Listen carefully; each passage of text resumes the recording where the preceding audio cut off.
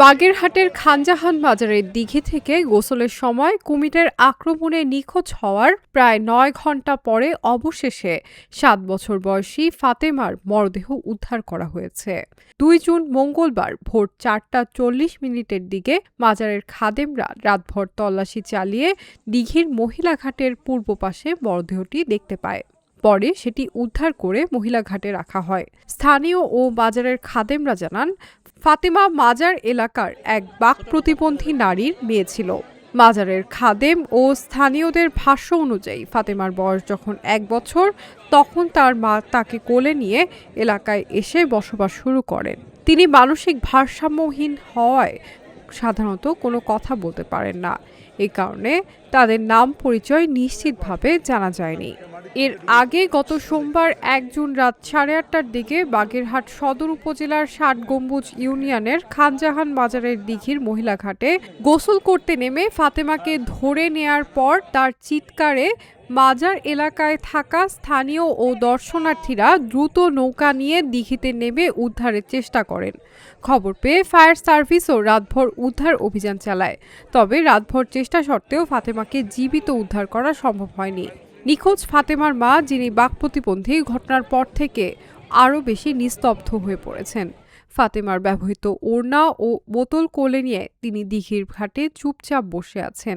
ঘটনার খবর পেয়ে রাতেই বাগেরহাট ২ আসনের সংসদ সদস্য শেখ মঞ্জুরুল হক রাহাত, জেলা প্রশাসক বাগেরহাট গোলাম মোহাম্মদ বাতেন, পুলিশ সুপার হাসান মোহাম্মদ নাসের রিকবাদার এবং মাজারের প্রধান খাদেম ফকির তরিকুল ইসলাম ঘটনাস্থল পরিদর্শন করেন।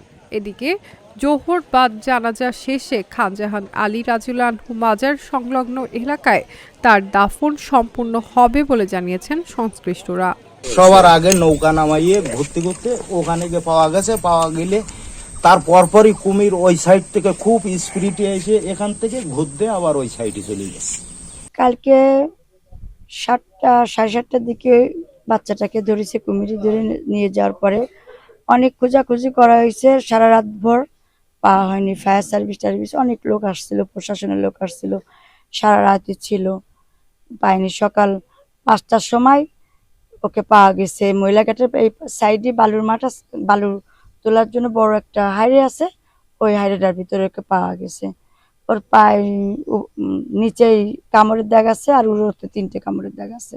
তার ডেড বডি আমরা আজকে ভোর ৪:৩০টার দিক পাই এবং তার গায়ে কুমিরের দাঁতের বেশ কত ক্ষত চিহ্ন, এমনি বডি ইনট্যাক্ট আছে।